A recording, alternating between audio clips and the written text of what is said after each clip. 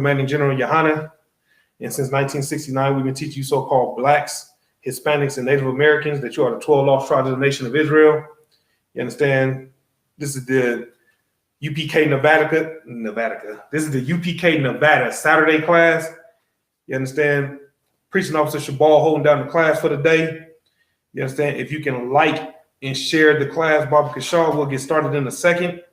We are on YouTube. We are you can find us on ISUPK Nevada on YouTube, and on Facebook you can find us on ISUPK Las Vegas.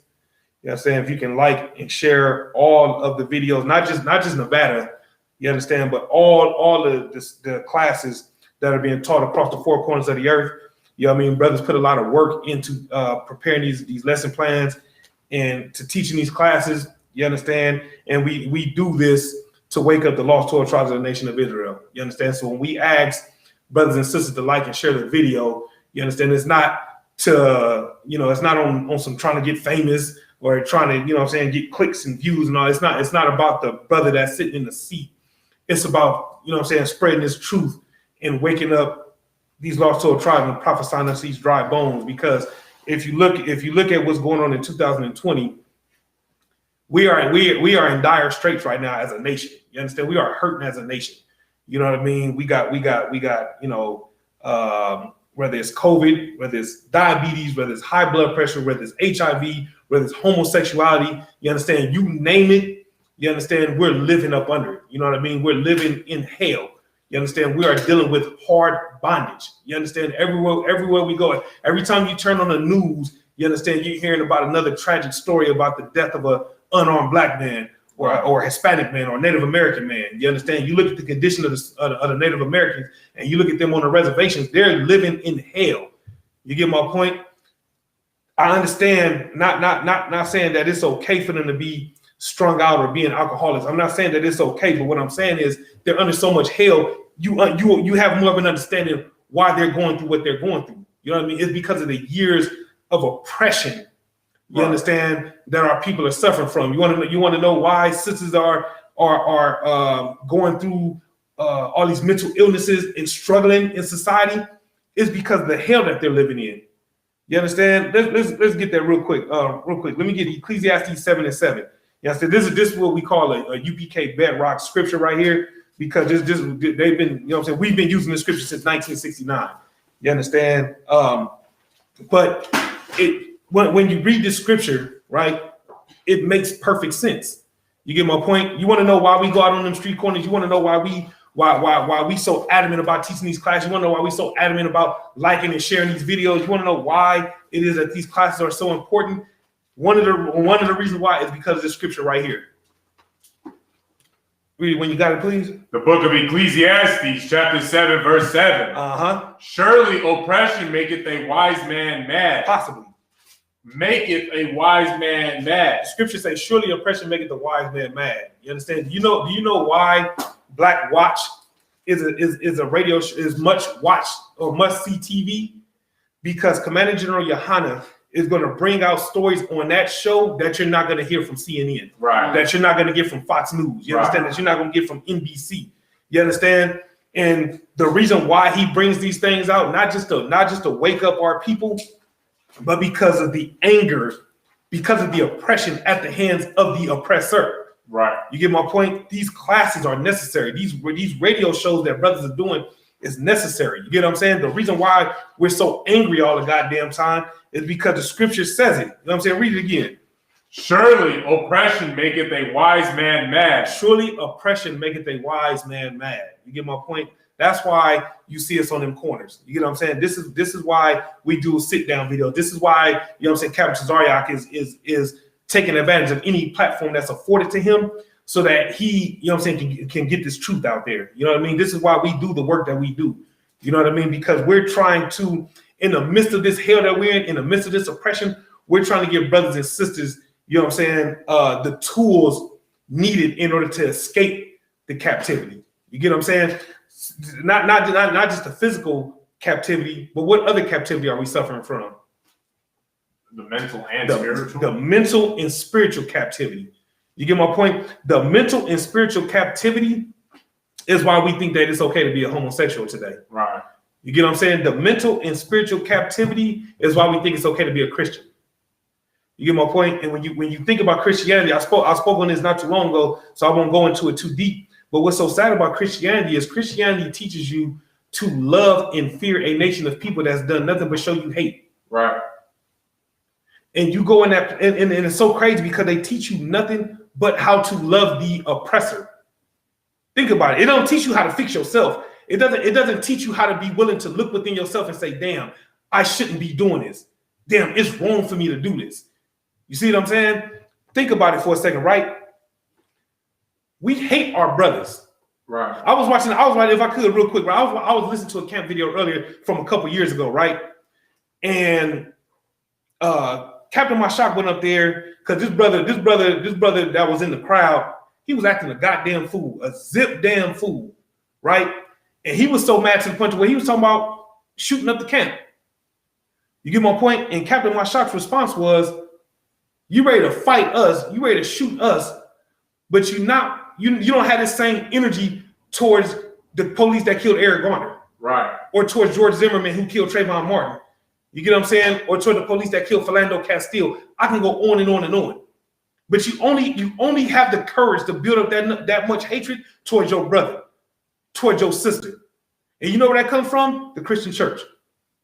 You get what I'm saying? This brother right here was out there coming up against the camp and ready to wage war against the camp. And that's the same brother that you'll see in the front row on Sunday. Talking about God bless you and how you doing today and all that simping shit. But then when it comes to real men of the Lord, teaching this truth, putting our lives on the line every goddamn Friday. Because you gotta think about it. In DC, you know what I'm saying? It's drugs, it's crime, it's all kind of wickedness that's going on, not just in DC, but all across the world. But in the midst of all that, we go out there and we teach anyway. Why? Because we love our people. Right. But during the midst of all this COVID shit that's been going on, where has your pastor been? How many phone calls have you got from the pastor saying, hey, if you need anything, call me, I got you. Right. Meanwhile, the UPK, on the other hand, is doing food drive, clothes giveaways. You get what I'm saying? Passing out hygiene supplies and stuff like that. You know what I mean? These are the things that we're doing. COVID and all. That hasn't stopped a goddamn thing. Yet the Christian church closed their doors. Right. You get what I'm saying? You pay tithes to the Christian church, but when you need them, you can't get nothing from them. When you need counsel from them, you get nothing from them. Because the first thing they want to know is, where's the money? Right. You get my point? Whereas we, on the other hand, when we say pay your tithes, we're not saying that because that's something that we came up with. We're saying it because that's the law. The law says that 10% of your increase goes to the Lord. Right. You get what I'm saying? Abraham gave tithe to Melchizedek. Why? Because he knew that was a man of the Lord. And he gave his 10%. You get what I'm saying? It's something that we've been doing since the beginning. It's not something new that we started. And the crazy thing about it is, you see that 10% in here, though. What do I mean by you see that 10% in here? What does that mean? I rock. It goes into the school at 10%, you know, to basically build up the school, build up new buildings and whatnot. Exactly. You get what I'm saying? Not only does that 10% goes towards opening up new schools, you understand, but that 10% goes towards these food programs, right. The GED programs, the prison programs. You get what I'm saying? You got brothers in here that write brothers in jail more than their own family. Now, mind you, we don't even know them, but that's a Black, Hispanic, and Native American. You know what I'm saying? He's a part of the Lost 12 Tribes. So because of that, he's my brother. You get what I'm saying? So we send them flyers. You get what I'm saying? That 10% goes towards doing the work of the Lord. Your pastor, on the other hand, that money that you give him goes towards his next trip to Cancun or wherever the hell he's going. You get what I'm saying? It's going to help him get his next jet. You know what I'm saying? It's going to help him pay hush money to some family because he had been molesting some single woman's son or daughter. You get my point? It's to get his car detailed. You get what I'm saying? Right. It's to build another floor on his house. You get what I'm saying? Meanwhile, the brothers and sisters in the UPK, you know what I'm saying? We take that 10% and we use it to build a nation. Right. Because we know that without a nation, we don't have anything. Right. You get what I'm saying? Read the other part of that scripture. I'm gonna go into that real quick before I go into the topic. And a gift destroyeth the heart. And a gift destroyeth the heart, right? Give me an example of what a gift could be. You could say like for the colleges, how there's like black scholarships and whatnot.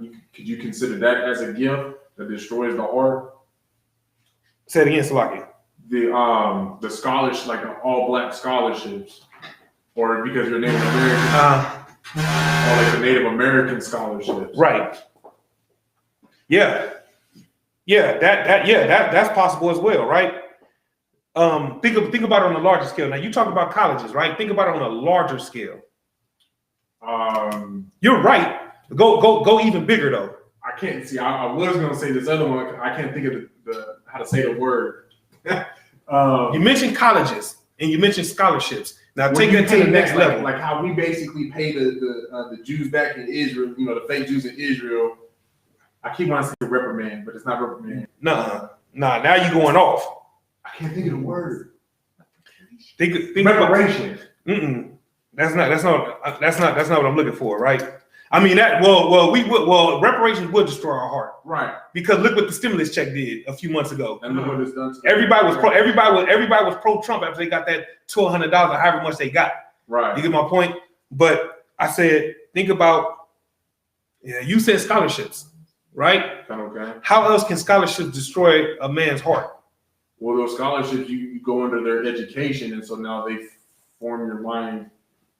They teach you their history, their education. Yep. Which in turn, destroys you. Yeah, all that's true. What I'm talking about is the scholarships that they give to the college athletes or so-called college athletes. God.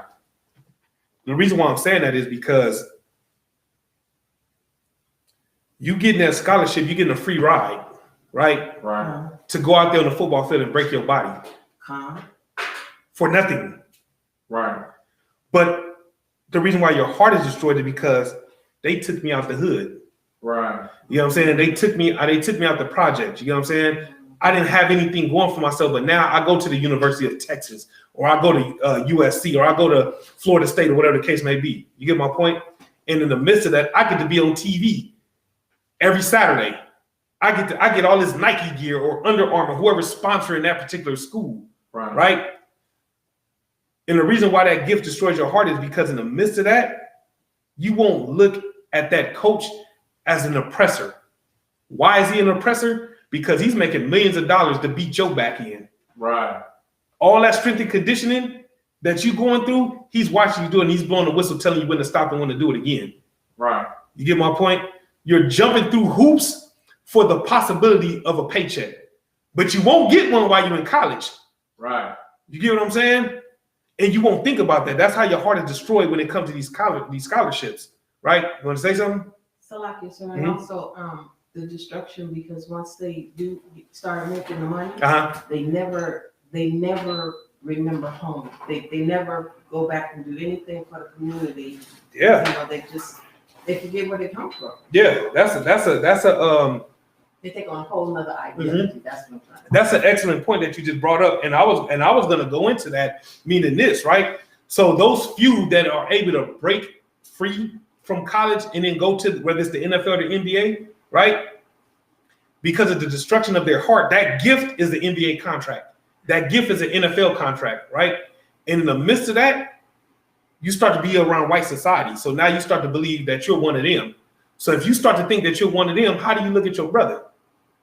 Like someone opposing from you as an enemy? Right. Not just that though, but like he's under you. He's beneath you. So that's why you won't put no money back in the hood. Right. You know what I'm saying? Because you forget that you come from there. So when it says that a gift destroyed the heart, it's layers to it.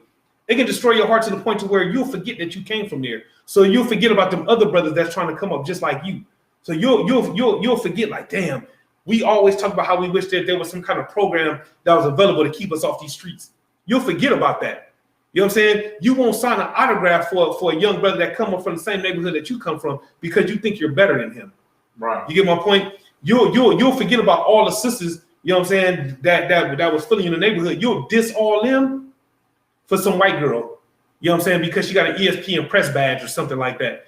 You get what I'm saying? The destruction is on so many levels. You know what I'm saying? But the biggest destruction is you lose yourself.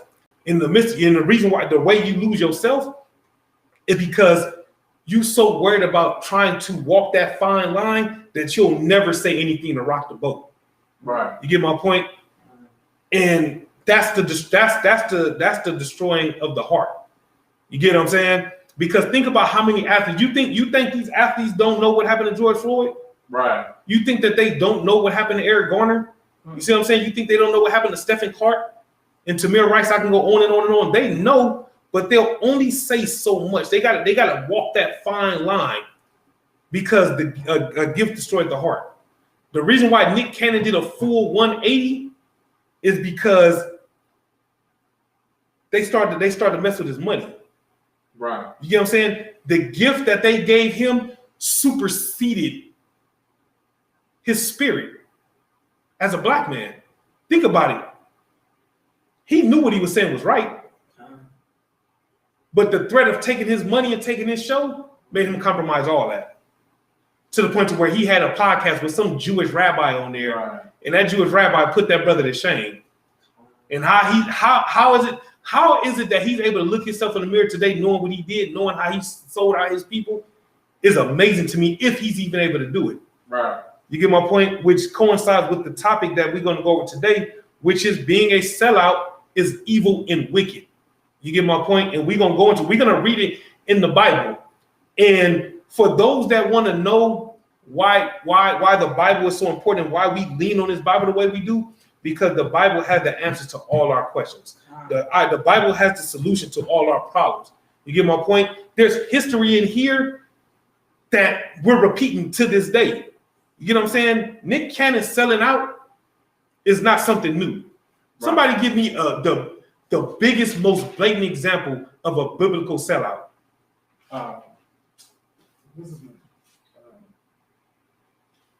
The most blatant biblical sellout. Start with a J. Start with a J. Yeah, that's it. And when I ratted out your house shot. Mm-hmm. That's it. What's his name? That's it. Judas. Judas. So yeah, you're right. No, but that's the answer. That's the only answer that you can give as the biggest sellout. There's sellouts throughout the Bible. You get my point? Nicodemus was a sellout. You know what I'm saying? He was weak. You get what I'm saying? How you know? Because he went to Christ at night. Right. When nobody else could see him. You get what I'm saying? He went to him on the low. You get what I'm saying? That would be the equivalent of T.D. Jakes calling Commander General Yohana.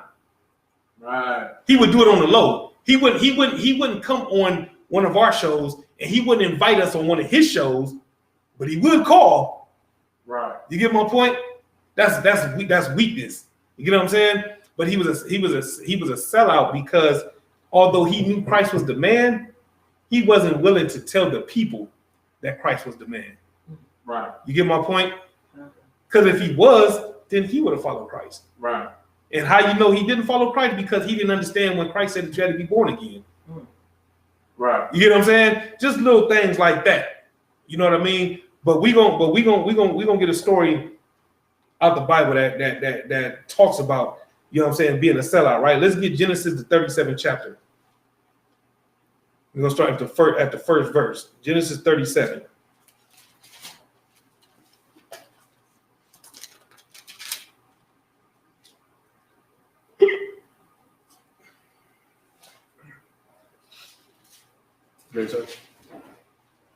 Come. The book of Genesis, chapter 37, verse 1. Uh-huh. And Jacob dwelt in the land wherein his father was a stranger, in the land of Canaan. Uh-huh. These are the generations of Jacob. Uh-huh. Joseph, being 17 years old, was feeding the flock with his brethren. Okay, stop right there, right? So when it says Joseph being 17 years old, right? What does that mean when it says that he was 17 years old? All right. He was 17 years old, like he had been in the truth for 17 years? No. 17 years old meaning you want to take a shot? Just chronologically, that's how long he had been on Earth? No. Well, yes and no. You want to take another shot? I was just gonna say this just means he's a man. Yes and no. What I mean when they talk about 17 years, it means he was young. Because we know that the numbers in the Bible aren't literal. You get my point? Like when you talk about the 400 years, for example, It doesn't literally mean like 400 years. You get what I'm saying? Right. So it's just within that time period. So like when you think of a 17-year-old, you think of somebody that's coming into his adulthood, but he's young. Right. This is a young cat. You get my point? When you think about a 17-year-old, you don't think of a grown man. Right. You get what I'm saying? So when you see 17, you know what I'm saying? It's a young cat. You know what I'm saying? An up and coming cat. You get my point? That's what it's talking about here, right? And it says he was feeding the flock with his brethren, right? Keep reading. And the lad was with the sons of Bala, and with the sons of Zilpah, his father's wives. His what? His father's wives. His what? His father's wives. Why am I having you repeat that? All right. Because it was more than one wife. Yes. So meaning, oh, you want to add some more? Oh, just emphasizing on the fact that we can have more than one. Basically. That's true. Not only that, but this ain't nothing new. Right. You know what I'm saying? A lot of people think that like the UPK, this it's a UPK thing to teach that a man can have more than one woman. Right. No, it's not a UPK thing. It's a biblical thing. We just read it. Right. You know what I'm saying? Keep reading. And Joseph brought unto his father their evil report. Now Israel loved Joseph more than all his children, because he was the son of his old age. Meaning what? When it says that Joseph was the son of his old age, of whose old age? What is that talking about right there? Like he had him when, he was like one of his youngest sons. Like he's just old. He's just been on the earth for many years. Who? Israel. Yes. Jacob. Yes. That's what it's saying. So when it says right there, because he was the son of his old age, meaning what? Jacob was an older cat when Joseph was born. Right. You get what I'm saying? That's what it's talking about, right? Keep reading. And he made him a coat of many colors. Think about that for a second, right? Read that last part again. And he made him a coat of many colors. Why is that important?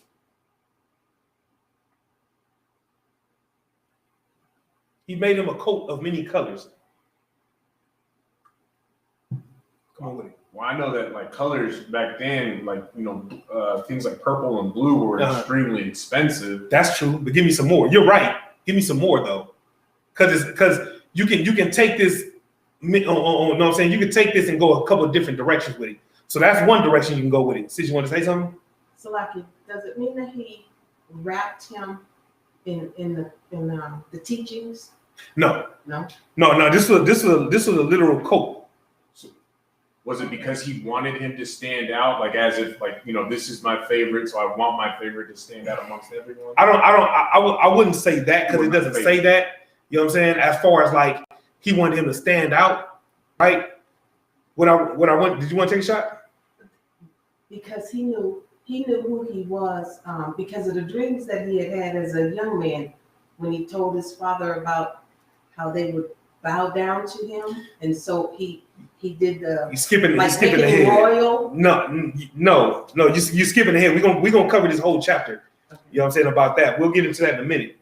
The reason why the coat of many colors. The reason why you can go a couple of directions with that is, you fast forward to today and you think about the shit that we wear.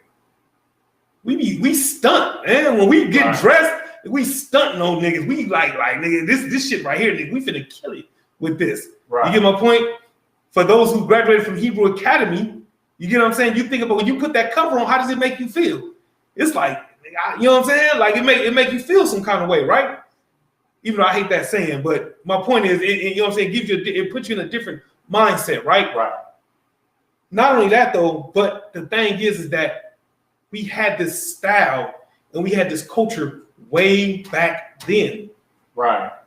We wore flossy shit way back here in the beginning. So the things that we do today ain't nothing new because we was doing it way back then, right? Think about that movie. I know everybody's seen this movie, right? Hey, the sister just brought out a heavy point. The tribe of Issachar. Exactly. So when you look at that, I'm glad you said that, right? When you look at the Native Americans, right, and you look at their head pieces and you look at some of the garments that they wear, what does it have? Many colors. Many colors. You get my point?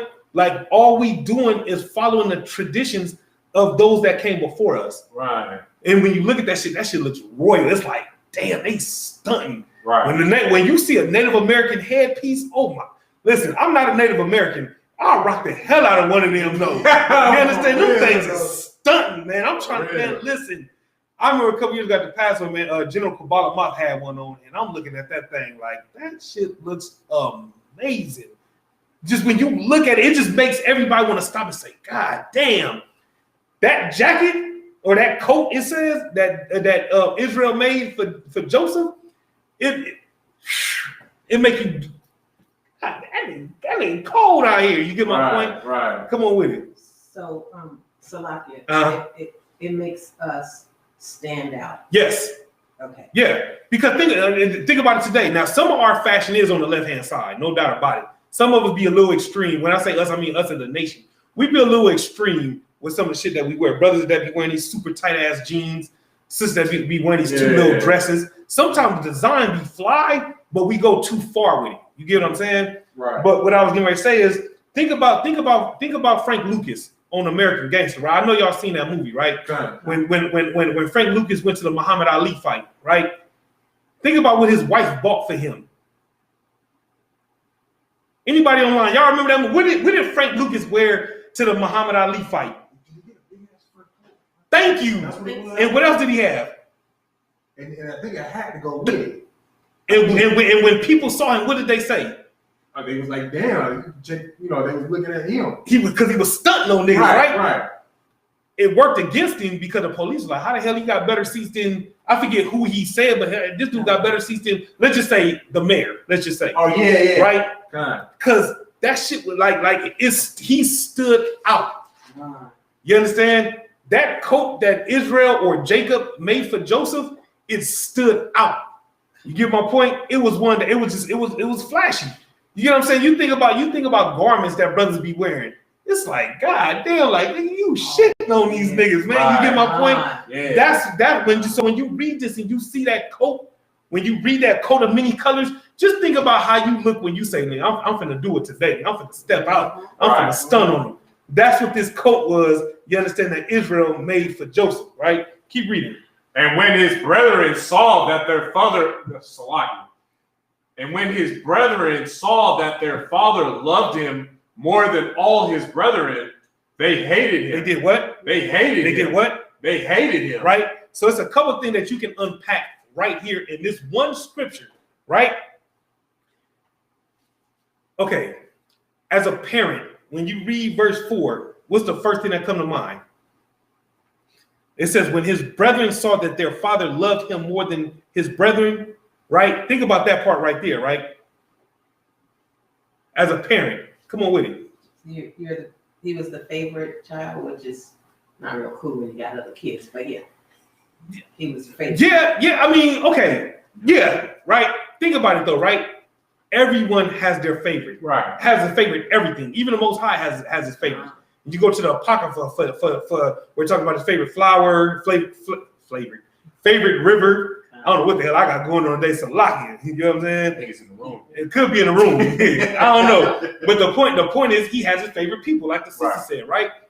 So whether we want to admit it or not, as parents, we have our favorite child, whether it's a boy or a girl. Right? Now, does that mean that you hate the other kids? No, it doesn't mean that, right? Does it mean that you're gonna treat him real good and treat them like shit? Nah. Well, in some cases, unfortunately, in some cases, it do go like that, unfortunately. But for the most part, you might do a little bit more for this one than you will for the rest. But it don't mean that the rest have a need for anything. Right. You get my point? So now, let's unpack that other part. We'll read it again from the top. And when his brethren saw that their father loved him more than all his brethren, they hated him. They did what? They hated him. Let's unpack that part right there. Since you had your hand up. In the first part, could it be more that he saw something, or the parent sees something in the one child that they don't see in the rest of them? That's possible. I mean, I don't want the reason why I'm not gonna say confirm it is because why?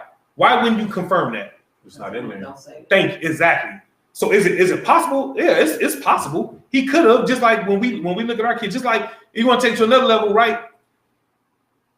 When you in the school, right? You look at certain brothers like, man, this brother right here, like this brother's gonna be something. You get what I'm saying? This brother right here has it in him to raise up the nation. You understand? This brother right here is special. You get my point? This sister right here, she loves her people. She does amazing things for her nation. She goes above and beyond for her nation. Right. So can you see that in individual? Oh, for sure. You get what I'm saying? Is it possible that Jacob seen something in Joseph that he didn't see in the rest of them? That's possible. But we don't want to say for a certainty because to this point we haven't read where it says he saw something in him that he didn't see in the rest of them. Right. Right? So let's unpack they hated him. Why is that part so important?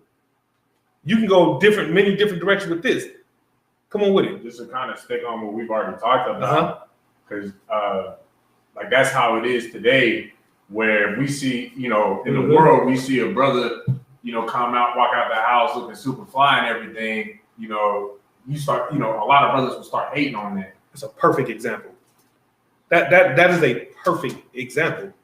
Why? Because we do it today. Right. This is why we're focusing on they hated him part. Why else are we focusing on the they hated him part? Not just because it applies today, but why else is that so heavy and sick at the same time? Because it's like we don't even want to see our own brother, like prosper and have something just because we don't have it. That's true, but it's something else though. And you actually said it in that sentence. Because it's your brother. That's it. That's it. This is your brother. And you hate your brother. Now, to take it a step further, this is their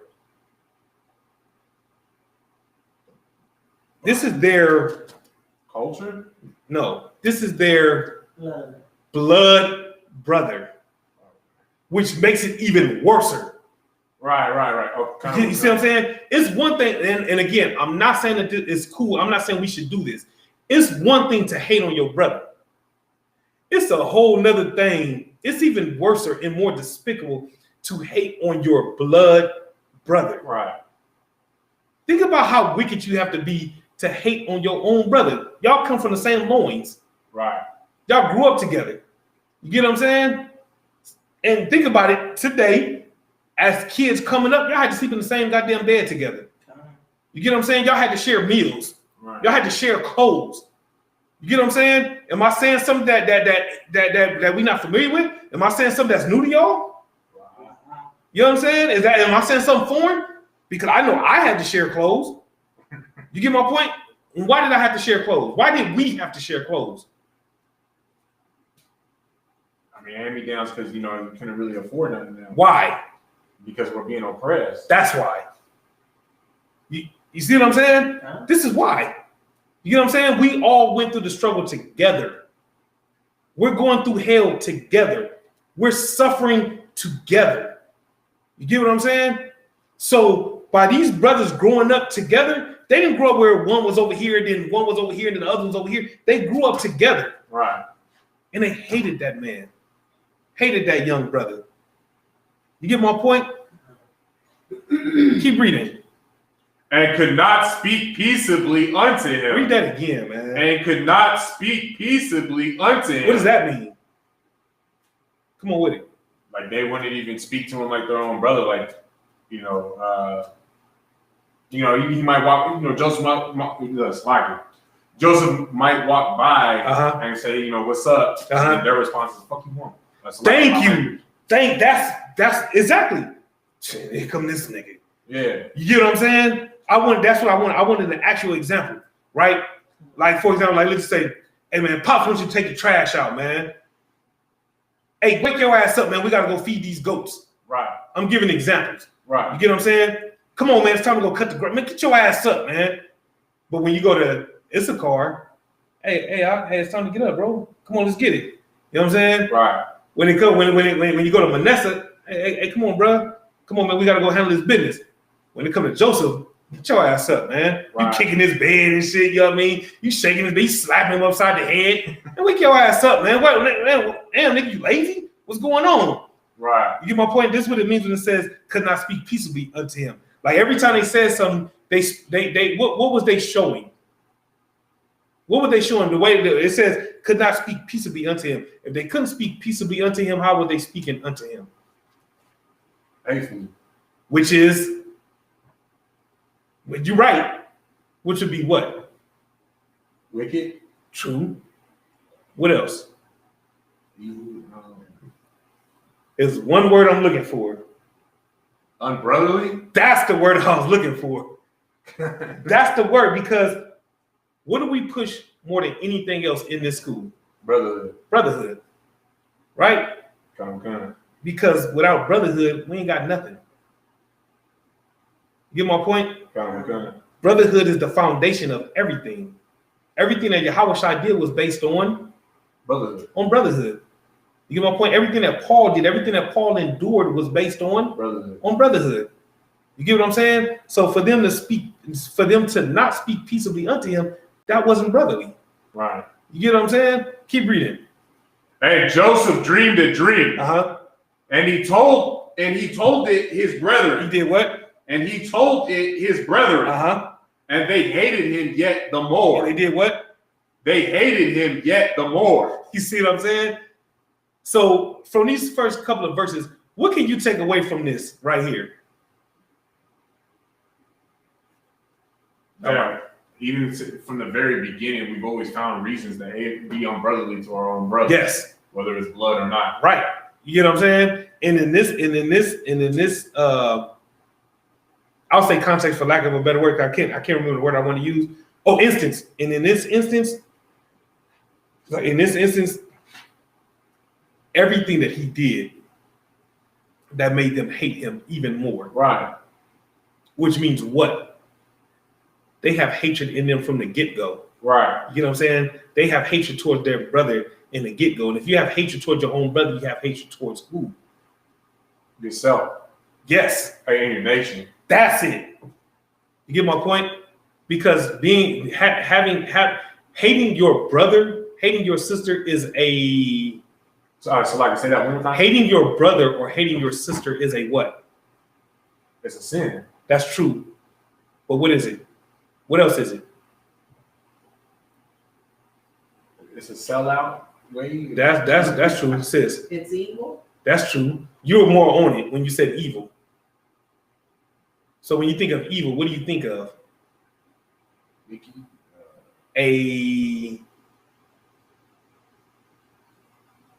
To hate your brother or to hate your sister, or to think that it's okay to hate your brother or hate your sister, that is a what?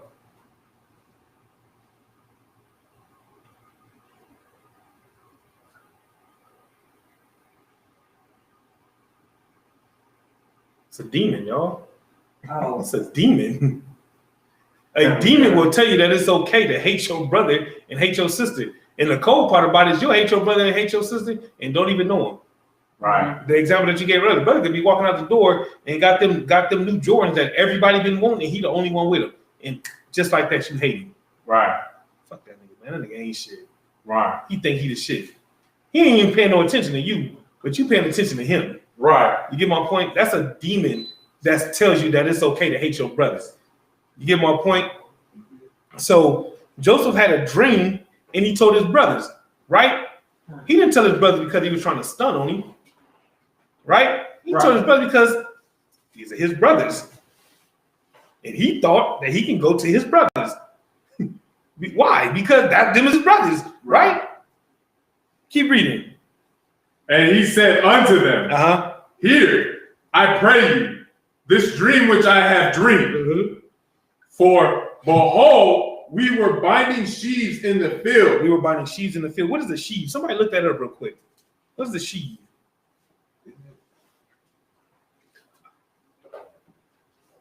That's what we do in the UPK. This is what separates us from the Christian church, right? If we don't know a word, if we're not familiar with a word, or for teaching purposes, we'll look that word up. We won't lean on our own understanding. You get what I'm saying? Come on with it. Isn't a sheaf when you take the scythe and you cut up the wheat and stuff like that? I want to say yes, but that's why I'm saying let's look it up so we can get the exact definition of sheaf. Give it to me. Sheaf. Now, a bundle of grain stalks laid lengthwise and tied together after reaping. A bundle of objects of one kind is specially papered. Gotcha. So the first one. Right. So it says, behold, we were binding sheaves in the field, right? Keep reading. And lo, my sheaf arose and also stood upright. And behold, your sheaf stood around about and made obeisance to my sheep. What does that mean? Let's look that up.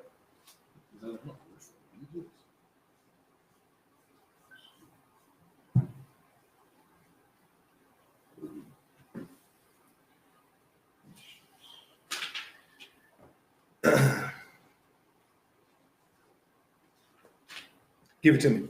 Now, obeisance. Now, differential respect. A gesture expressing differential respect, such as a bow or curtsy.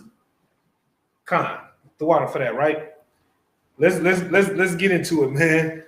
So now that we know what that means, right, and we read that scripture, right? Let's read verse 8. Verse 8.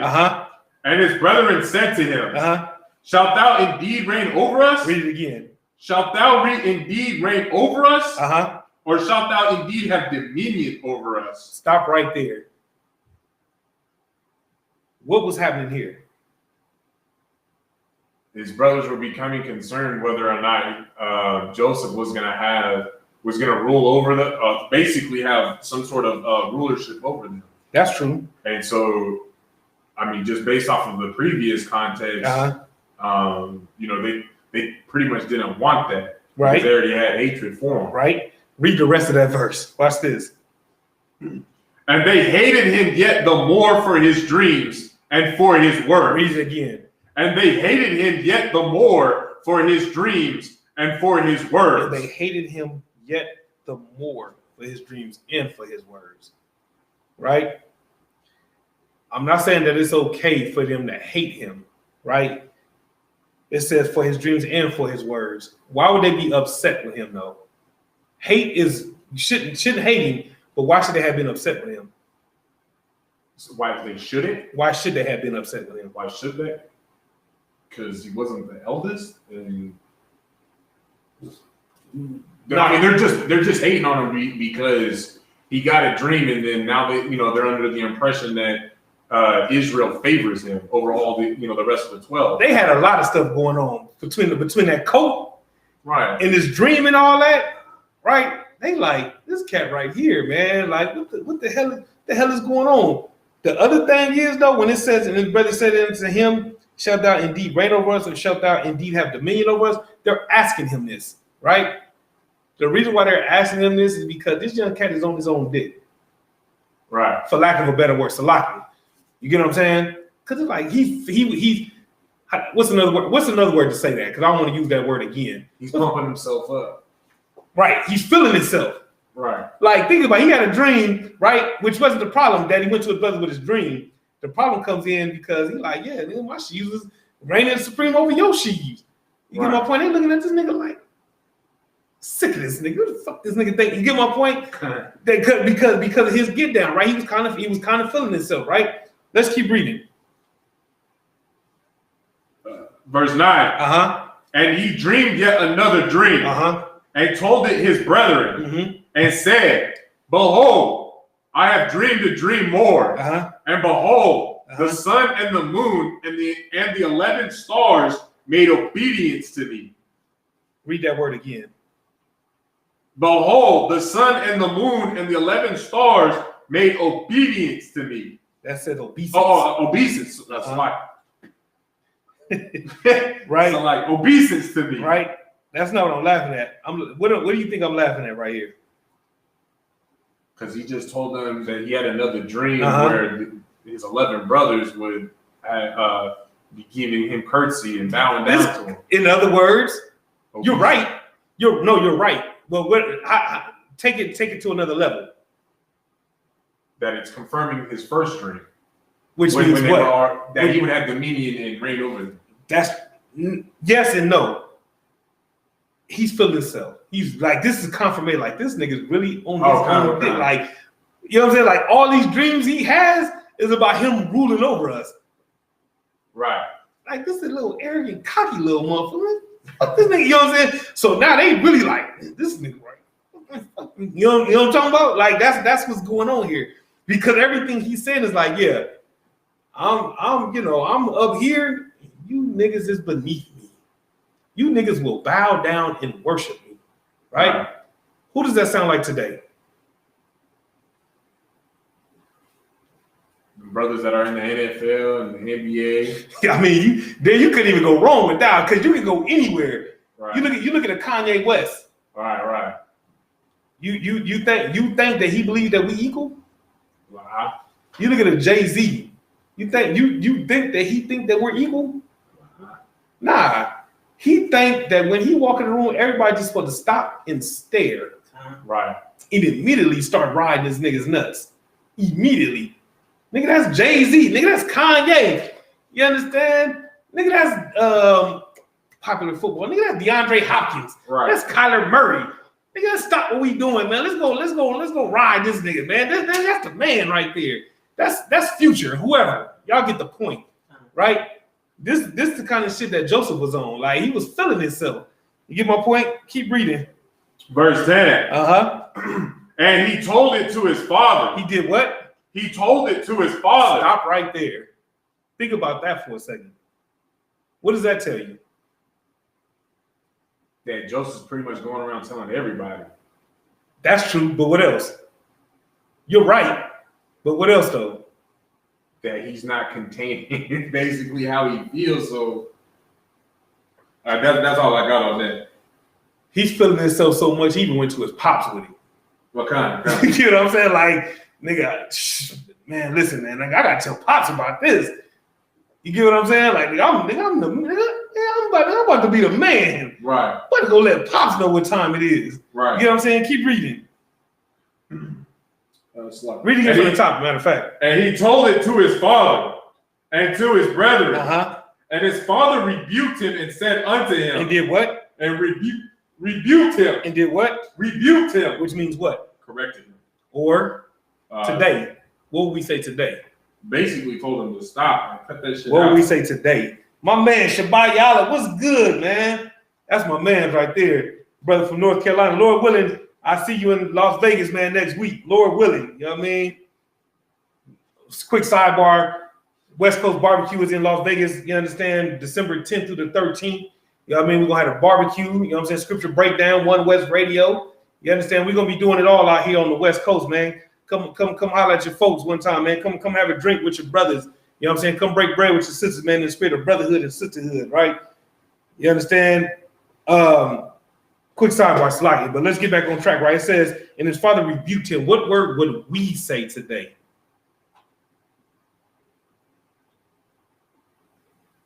Check him? Thank you. That's why I emphasize the word we. Right. He checked his ass. And why did he do that? Because, I mean, those were just his dreams, and he didn't. Essentially, he knew what would happen if he continued doing that and telling everybody that he was going to rule over his brothers. And it doesn't say it, but I'm sure Israel already knew that his brothers had an issue with how Joseph was going about things. That's true, right? But take it to another level, right? Think about yourself as a father, right?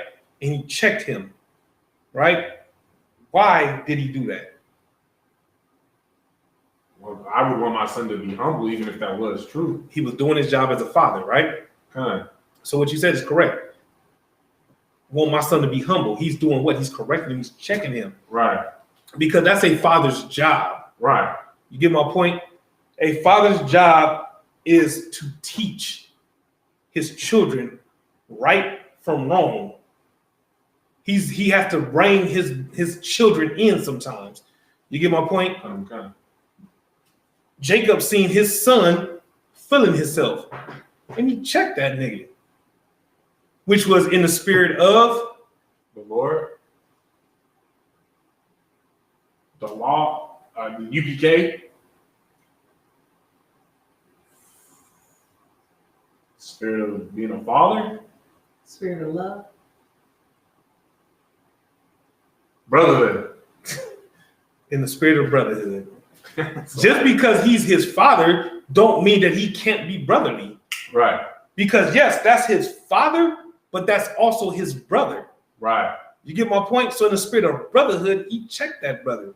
You get what I'm saying? He checked his brother. You know what I'm saying? But he checked his son.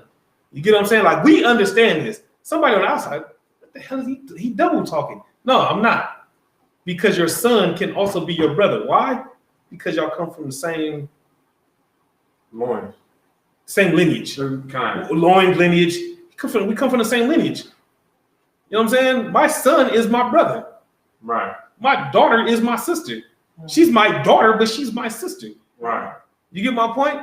You look at the UPK, right? Listen. Before I had met Shabbat y'all at the Passover, right? That was my brother. Never met that brother a day in my life, but we were just dialoguing through classes. You get what I'm saying? And when I met that brother, you know what I'm saying? We poured up. You know what I'm saying? Had a good time and all that. You know what I'm saying? He's my brother. You get what I'm saying? But let's just say he was older than me, right? I could look at him as a uncle. Right. You get what I'm saying? So even looking at him as an uncle, you know what I'm saying? Let's just say he was my uncle. He's still my brother. Still my brother. You get my point? Okay. So when we look at Commander General Yohanan and General Muhammad and all these men above us, you know what I'm saying? They're our brothers, but we look at them as spiritual fathers. That's why I pointed to you. Fathers. As fathers.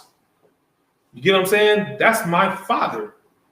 You get what I'm saying? That's my uncle. That's my big brother. Right. I call Captain Gaddafi my big brother, even though physically I'm older than him. But spiritually, he's older than me. That's my big brother. Right. But I never leave out the word brother. Brother. You get my point? Okay. Keep reading. And said unto him, what is this dream that thou hast dreamed? Shall I and thy mother and thy brethren indeed come to bow down ourselves to thee to the earth? Wait. Think about it. Even Pop wait, before I say anything, what you think Jacob is saying right here? He's trying to figure out if everyone's supposed to be ruled by Joseph. What is he trying to say? It's funny, but it's not, because it's on some arrogant shit on one hand, but at the same time, I'm like, this little young nigga, who the fuck this young nigga think he is? So everybody just supposed to just bow down and just kiss your ass, right? Like you that nigga now, right? That's what not Isaac. I was gonna say Isaac. This is what Jacob was saying to his son. Who the hell do you think you are, young buck? What's happening here? You having some dreams, you on your own nuts to the point to where nigga everybody just supposed to be like your brother, your mama, your dad, everybody. We just supposed to bow down to you because you just this great man, right? Right. What the fuck you think you is? You know what I'm saying? That's everything that's going on right here in these last few verses. You want to say something? So like the thing that made it even worse for them. Now I understand the emphasis on he was 17. I didn't understand until he was 17. That's an excellent point. Yeah. He was really what? Young. He was really what? Young. He was really young. You get my point? So that's why in the beginning, I wanted y'all to focus on not the actual number 17, but what the number 17 represents amongst us, which is still what? You. Thank you. You see what I'm saying? Keep reading. That's like verse 11. And his brethren envied him. And they did what? Envied him. But his father observed the same. So his brethren started to envy him, right? They looking at him like, oh shit. Like they now what are they thinking? What do they want? Think about the word envy. What do they want now? All right. They want those dreams. They want to be having those dreams where everyone else is bowing down to them. They want that rulership and divinity. Yeah. You know what I'm saying? And take it even deeper. Shit, nigga, they want to be in rulership. They want to run some things. Right. You get my point? They want to be, shot calling and all that. You get what I'm saying? They want to be on top of things. They went from hating him to envying him. Like, man, we want to be like Joseph. You get what I'm saying? It said, but his father observed the same. What does that mean, to observe the same? What does that mean? Like he started thinking about what the dream that Joseph told him. Yes. He's considering it. Yes, he's thinking about, he's observing. I'm sitting back. In other words, how would you say that today, though? How would we say it today? Fuck no. I said, how would we say it today? No, we're That's funny though. we just thinking about it. I want to say like kind of like counseling it. No, I said, how would we say it today? How would we say it today? His father observed the same. Shabayala, if you still watching, man, how would we say that today? He observed the same. His father observed the same. Well, how would we say that today? Anybody online? How would we say that today? He observed the saying. What was he doing?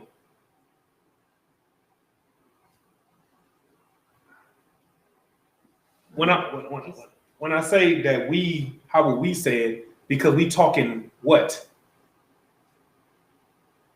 We're talking from a biblical sense. And How do we talk today? We talking what? oh, slang. Thank you. Right? So how would we say that today? He observed the saying.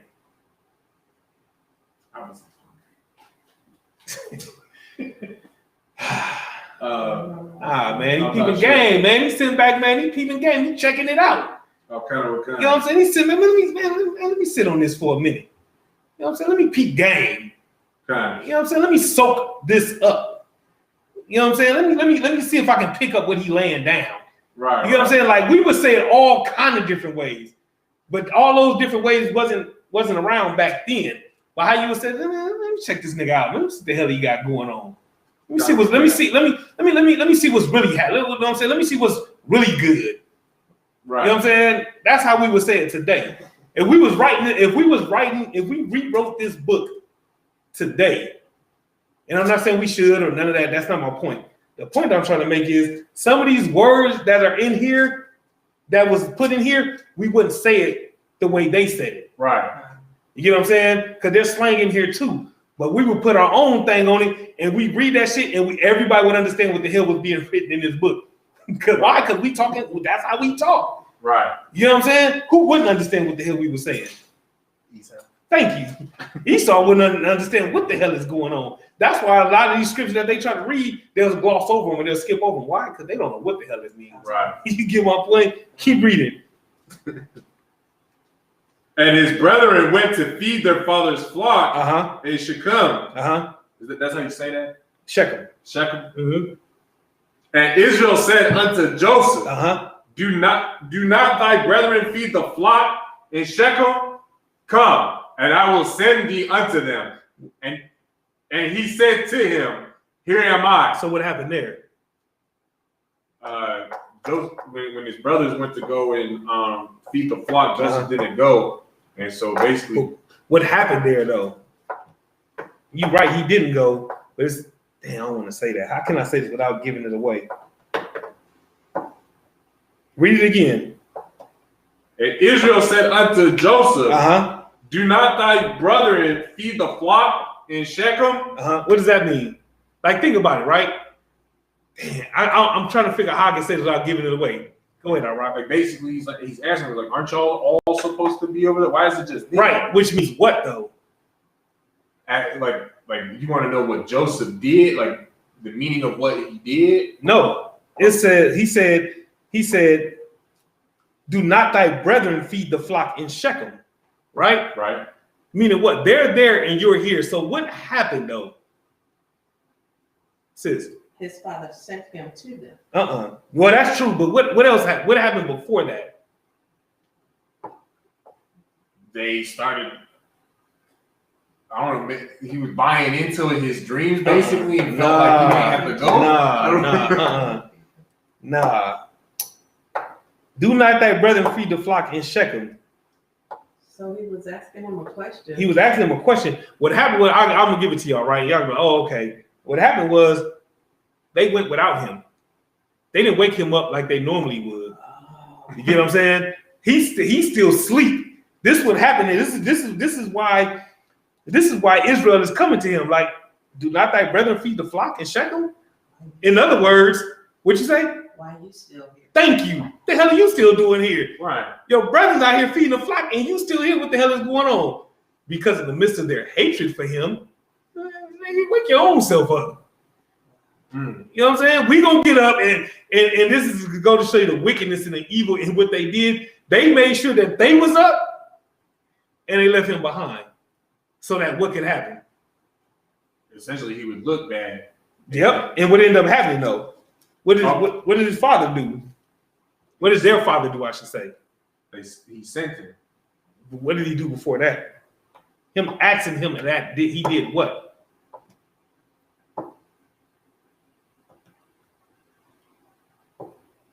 Checked his ass. Okay. Do not thy brethren feed the flock in Shechem? That's what he's saying. Like, what the hell are you doing here? Right. You get what? Why are you here and they out there working and you still here? You get what I'm saying? So they knew that would happen. Right. You give him a point. That's why they left him behind. Like, we ain't gonna wake this nigga up. You know what I'm saying? We're gonna let Pops deal with him. You know what I'm saying? We fast forward to today. That's how, you know, this nigga ain't, all right. He feeling himself. He think he the man. All right, watch this. We're gonna get up and we're gonna go handle our business. And he ain't gonna be up. You know what I'm saying? Pop's gonna get him. Right. You get what I'm saying? Come on with it. So their hatred is so for him that they wanted him to get in trouble. Exactly. Okay, listen. In the midst of all this that's going on right now, what's one of the things that should be going through your head right now? I mean, my thing, like, wow, why you hate on that bad? It's just a coat. That's true. But what else though?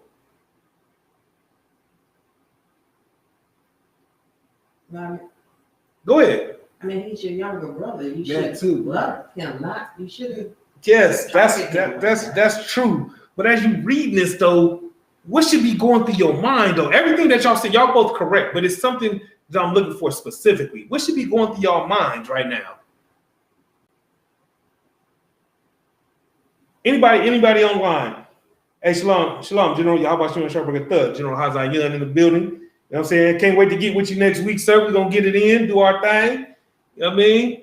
What else should be going through your mind? All right. Basically all of this is still going on now. That's it. When you're reading this, there's certain things that you read that should automatically take your mind to your own experiences. Right. If you had brothers and sisters, this right here should make you think like, damn, I kind of experienced something similar to this. You know what I'm saying? Man, this little nigga, man, they always blind. They always doing this. You know what I'm saying? Mom always in trouble. He always get this or she always this. This is what should be happening in your mind right now. You get my point? Because speaking personally, before I came into the truth, this is how I felt about my older brother. No matter what I did for my mom, it was never good enough because this dude over here, he would do something that wouldn't even compare to what I did, but she would always talk about what he did and wouldn't even mention what I did. Right. That's why when I heard when this was first broken down to me, it resonated with me the way it did because I'm like, I lived some of this. Right. You get what I'm saying? I lived some of this, and everybody that's listening to this right now, it should resonate with them on some level. Maybe not to the T, but it's like I know about that. Right. I know about Pops buying my little brother this goddamn jacket, or he bought him a PlayStation before he bought me one. You know what I'm saying? Or my generation, he bought that nigga Atari before I got an Atari. You get what I'm saying? Like you know what I'm saying? Why we had to share? How come I couldn't get my own? How come he got a bike first? I can go on and on and on. Y'all get the point. You get what I'm saying? And that's what y'all should be seeing right here. You get my point? Keep reading. Verse 14. Okay. And he said to him, Go, I pray thee. See whether it be well with thy brethren and well with the flock. What does that mean? Go see, make sure that everybody, is okay. Like, yeah. Check on, the status. Exactly. Check on your brothers and check on the flocks, right? And do what? And bring me word again. And do what? And bring me word again. How would we say that today? Let me know what's going on with everybody's status. That's true. How would we say it in here?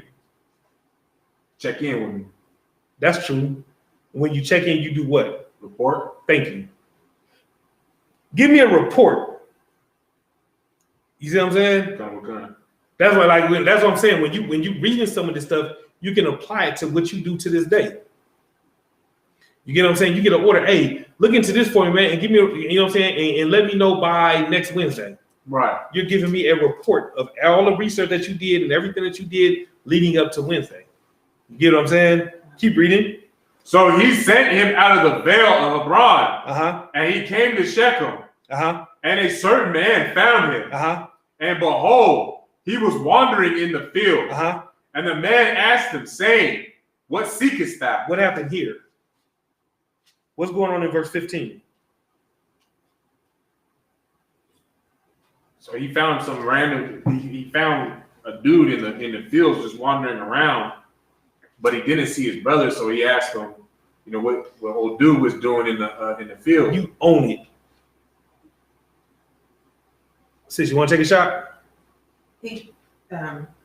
Joseph didn't know where his brothers were, and the man that was, because he was lost, and the man told that's him, it. He was what? He was lost. He was what? He was lost. He was lost. Read it again from the top. And a certain, you want me to start from 14? No, 15, please. Okay, what kind? Goddamn Siri. And a certain man found him, and behold, he was wandering in the field, and the man asked him, saying, what seekest thou? You see what I'm saying? Kind of. Like how you know? Because it says, and a certain man found him. Not he found a certain man found him. And then the what part did you say? I thought it was because he said he was wandering. He was doing what? He was wandering. Yeah. You get my point? He was wandering in the field, right? And the man saying, what seekest thou? What does that mean? What you looking for?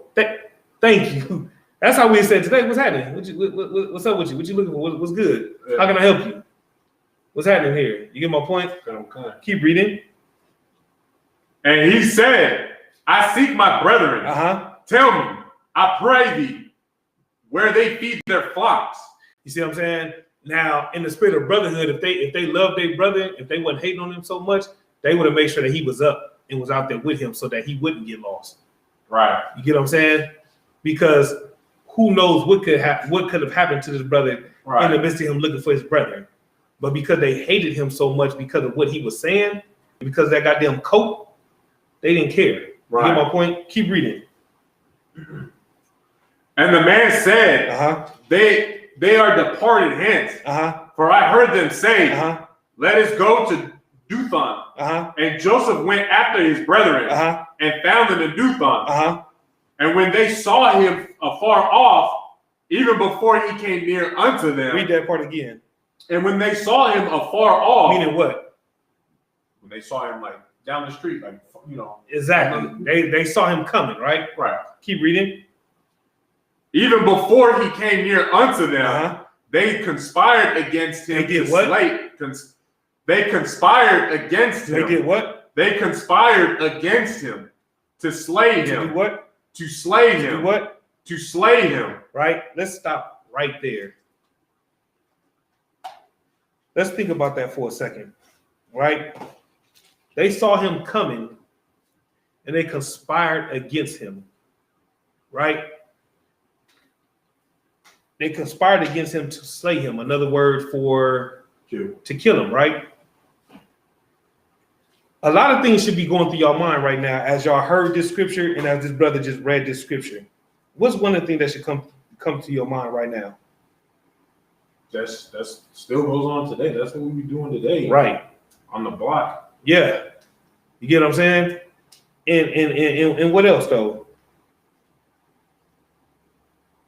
Come on with it. That's what the oppressor did or does. They conspired together against us. Yes. So you take what you said, right? They had the spirit of the white man. Because they wanted to see their brother die. Right? And the reason why I said they took on the spirit of the white man is because who else wants to see us dead? Esau. Thank you. That's why you can say that this is the spirit of the white man, because they want to see us either dead, in jail, or serving them. Think about it. You're only valuable to the white man if you're dead, because they own all the funeral parlors, they own all the mortuaries, they own all the cemeteries where you get buried at. They own all that. They make money off of that, right? And they save money because you're no longer getting Social Security or whatever you're getting, right? They save money there, right? And then they making money off of you because they got to bury you, right? So if you're dead, they make money off of you. If you're alive, they make money off of you, right? And they hate you in the midst of you being alive. But they'll take all they can get from you, though. So as an athlete, yeah, you're making millions of dollars, right? But guess what? You're making the oppressor even more. Right. When you think about sports, right, what you got to look at is this. The Houston Rockets they was willing to pay James Harden $50 million a year, right? And that's a lot of money. You know what I'm saying? No denying it, right? But what should that say to you, though? What should you think in your head? All right. They got a lot of money to be able to make a deal like that. Right. They still have to come up on a profit. Thank you. To drive it home even further, if they can afford to pay one player, because mind you, NBA roster is 15, right? Even though for the most part, only 8 to 10 play. They're still a 15-man roster. If they can afford to pay one player $50 million, how much money are they making? Right. You get my point? That's what, as you're reading this, and as you see the part where it says, and they conspired against him to kill him, that's the white man. That's the spirit of the white man. You get what I'm saying? Every chance they get, they want to find a way to kill us. That's why they put the crack in our neighborhood. You get what I'm saying? They're hoping that we die, or they can arrest us and lock us up for the rest of our lives. Right. You understand? Come on with it. So that then the scripture in Deuteronomy will be the precept that says we will go to him for want of everything. Yes. Alive or dead. Pull it. That's excellent. Pull that real quick. We're gonna finish reading about this, but in the meantime, yeah, pull that. That's excellent. Mm-hmm. Kind of the water. Yeah, we're gonna definitely get through this though.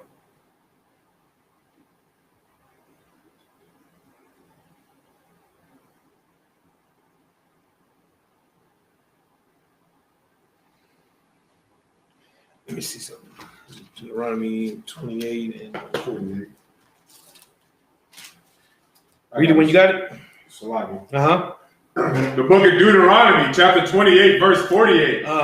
Therefore shalt thou serve thine enemies, which the Lord shall set against thee, in hunger and in thirst. In what? And in thirst. It says serve thine enemies. It doesn't say your brothers. Or am I reading that wrong? It says thine enemies, right? Okay. Thine enemies, right? Fast forward that to today. And it says, which the Lord shall send against thee in hunger and in thirst and in nakedness. Keep reading. And in want of all things. And in what? And in want of all things. And in want of all things. You can stop right there. After you read that, what's the first people that come to your mind? Peace out. Every time you read this scripture, just apply practical knowledge. Right. Who owns the grocery stores? Right. Who owns the oil? You get my point? Kind of okay. Who owns, listen, clothes, right? Shoes, food, anything you think of, we have to go to them. Right. You get what I'm saying? There's nothing that we can purchase without going through a heathen. Even if you say, you know, fuck, I'm gonna buy all my t-shirts from the Chinaman. Is that your brother? Nah. So you still serving your enemy in hunger and in thirst. Right. You understand? Come on with it. So I have a question about this though. Like, why is it that the Most High didn't cut off those 11 though for having that type of hatred against their own brother? And then, Slide. You want to answer? You want to take a shot? Because there was the Most High got a plan and it had to be followed out. So if he cut off those 11, then how would Joseph have been in the place where he needed to be so that Egypt could have stayed? I mean, so that we could have stayed alive when we made it into Egypt. Right. And to take it a step further, though, right? We talked about this in I want to say the last class. What is the greatest attribute of the Most High? He's long suffering. It's long suffering. Kind of okay. You get my point? Kind of okay. That's why. But most importantly, right? There are certain things that's put in place. Right now, this should not have happened. Right. Had our forefathers been righteous, this wouldn't have never happened. Joseph wouldn't have never even had them kind of dreams anyway. You get my point? So essentially, Slide. Go ahead. So essentially, the reason. So essentially, Israel is responsible for all 12 of them even being, having the type of spirit that they have in the first place. That's what you're saying? In the sense of, because you just said that if our forefathers had been righteous, so if Jacob had been, righteous to the T, those 12, Joseph wouldn't have been so boastful and full of himself, and then the other 11 wouldn't have ever hated him or envied him. I wouldn't say that, but what I would say is the reason why, Jacob was chosen, because that's who the Most High chose, right? But Jacob was a righteous man. You get my point? But what I will say is think about you as a parent. You lace your kids, right? Okay. But is it guaranteed that they're gonna do everything that you tell them to do? No. You get what I'm saying? So these brothers right here, this it doesn't say in the scripture that Jacob or Israel didn't raise them up, right? Right. It doesn't say that. Right. You get my point? These brothers, just envying the oppressor, which is why that scripture in Proverbs said, envy thou not the oppressor and choose none of his ways. You get my point? It's scriptures like that applies to these brothers right here. You see what I'm saying? Meaning what? We should never have envy in our heart for anyone, especially not our brothers. Right. You see what I'm saying? So it's not them having that mentality. Don't know what I'm saying? It doesn't say because Jacob didn't teach them to love their brother. You get what I'm saying? Right. You could lace a brother all day long, but at the end of the day, he's the one that's going to choose which way he's going to go. Right. You know what I'm saying? My oldest son, if I can get personal, I taught my oldest son about weed and how it was unlawful and how it was against the Most High. I laced him. You get what I'm saying? But that didn't stop him from asking me if I would buy him some blunt wraps. You get my point? It ain't because I didn't tell him. It ain't because I didn't warn him and tell him that. Because more than it being bad for him, what I emphasize more than it being bad for him is it's against the Most High, and we're not supposed to do anything that's against the Most High. Because if you do things against the Most High, you make the Most High angry, and once you anger the Most High, the Lord be with you after that, because He gonna come holler at you. Right. You get my point? But despite me lacing him with that, it didn't stop him from asking me to buy him some blunt wraps. You get what I'm saying? So these brothers right here, having that envy the way they did towards Joseph, it doesn't mean that Jacob didn't lace them. Right. You get what I'm saying? Go ahead. Well, so like my thing is with Joseph in his situation, of course, he shouldn't have been so full of himself. But I think of like how with his brothers being against them like that, I think about Moses, how the Most High was about to restart with Moses. Right. And we were about to be both Mosesites. Right. And then, as you've been saying, as we've been reading this chapter, his 11 brothers basically have the spirit of Esau. And that's why I asked that question, because, that's something that's been kind of, that's basically what formed up that question in the first place is, connecting it like that to where, you know what I mean? Okay. So what I'll say is okay. We battle demons every day. They were battling demons. They just lost. They lost that battle. That's how they was able to allow that hatred to take over them and treat him the way they did. You get what I'm saying? Kind of okay. So we battle that hatred, we battle those demons on a daily basis, regardless of what it is, whether it's us fighting against eating pork or getting high or going to a strip club, whatever the case may be. You get what I'm saying? These brothers was able to have that hatred towards this brother the way they did because they didn't fight that demon off. Okay. You get what I'm saying? That's how they was able to have the spirit of Esau, because Esau don't fight nothing. Esau do whatever the hell his mind tells him to do. He's gonna go do it. Right. You see what I'm saying? So I'm not sure if that's answering your question or not. If it's not, you know what I'm saying? Okay. Okay. Anytime. Sis, you had your hand up? Yeah, I just wanted to know something because Joseph was only 17 years old.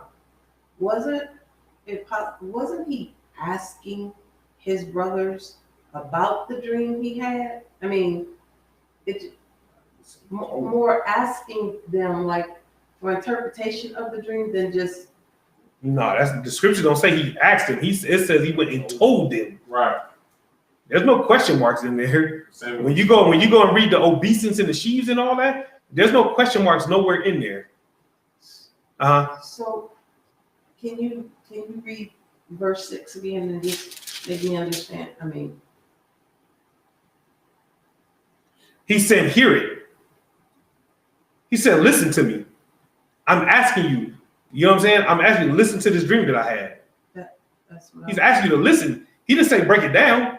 No. He didn't say give me clarity. He's saying listen to it. I pray you listen to this dream that I had. So in the midst of it, he's not saying interpret it for me or tell me what it means. He's saying, hey, I had this dream. Check this out. Listen to what I got to say. Okay. You see what I'm saying? Let's read it. It says, and he said unto them, hear, I pray you, this dream which I have dreamed. You see what I'm saying? If it was in the form of a question, I'm not trying to take away from the Bible or add to the Bible, so I'll take it off of this. Hey, let me ask you something real quick. Hey, I'm gonna tell you this, and then you tell me what you think about what it is that I have in my mind.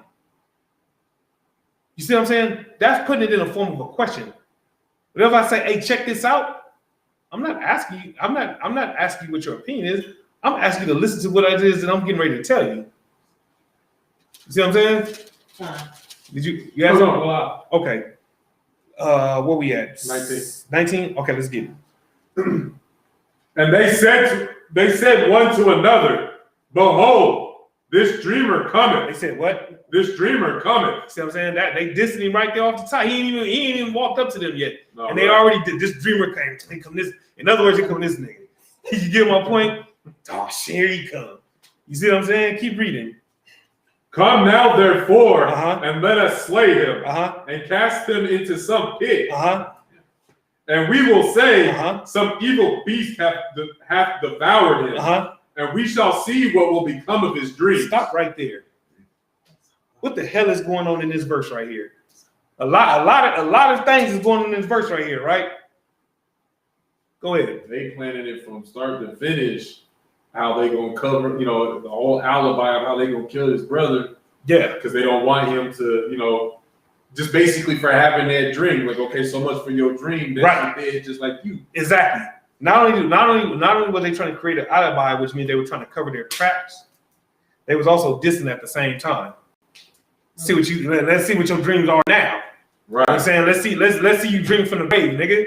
You get my point? This is what they're saying, right? It says, let us slay him and cast him into some pit. This is what they thought about their brother. Right. Let's kill this thing and throw him in some pit. Not, man, let's make a nice little grave for him, put a tombstone. No, none of that, man. Let's kill this thing and throw him in some pit. Right? How do you translate that into today?